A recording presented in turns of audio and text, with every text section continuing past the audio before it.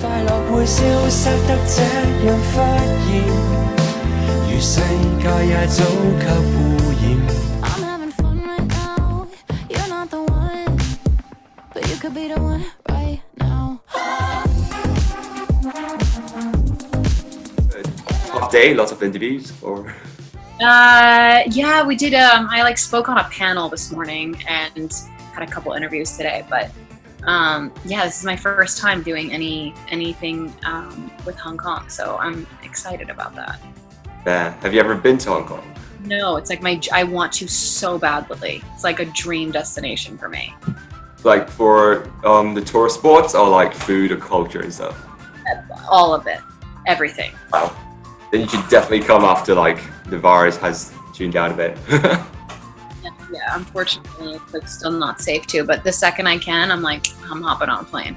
All right. Anyway, let's talk about your new album and stuff. Well, before digging into it, because I actually went through your biography a bit, and then I saw you went to NYU and did music.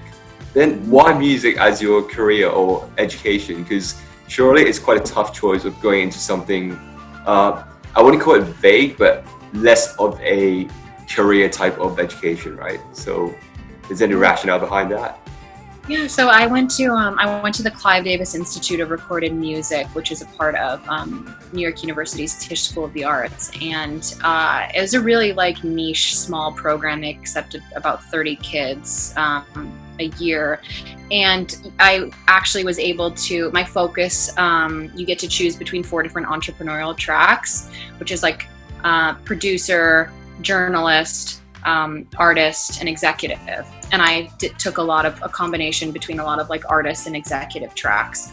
And I took copyright law and branding and marketing and immersive experiences, and talked a lot about augmented and virtual reality and where the future of the entertainment industry is going. And I was an intern. I interned for a management company. I interned for a publishing company. So I really looked at the role of an artist from all the different perspectives and how many people that takes for that to exist, and really wanted to just have, it's given me it gave me such an appreciation for the team of people that you need to have around you. So for me, it was more so just I'm an artist and I'm a creative, and I'll always put that creativity and foster that first. But it's a business too, and I wanted to walk into a room and know what I was talking about, and know that I was not being, people weren't trying to ever take advantage. And I'm like a CEO. I want to be a boss ass bitch. That's the vibe. So I think it was just really, it was kind of blending the creativity and the business end of it as well was something that was important for me to do. Then would you say because of what you've learned in the past, you've kind of involved really actively in your new album, from marketing side of you to creative side of you? Were you involved in every single stage?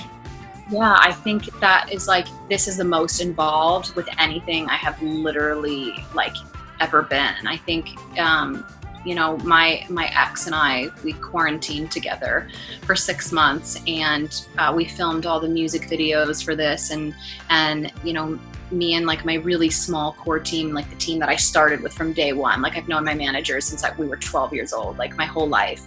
And it was just really close knit. And I was okay, this is the idea, let's do this. And just from everything from the leaking of the content, and the visuals and the pictures and the text message and the voice memos. And I really wanted it to feel super voyeuristic and feel like a thing of being are we supposed to see this? Are we not supposed to see this? And it all has been so confessional and so honest.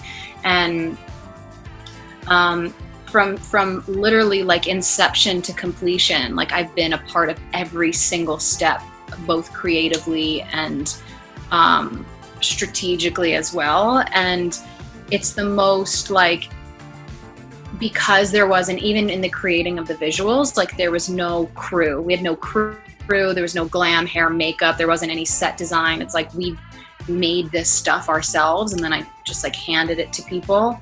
And so it feels the most untouched by anyone else thing ever.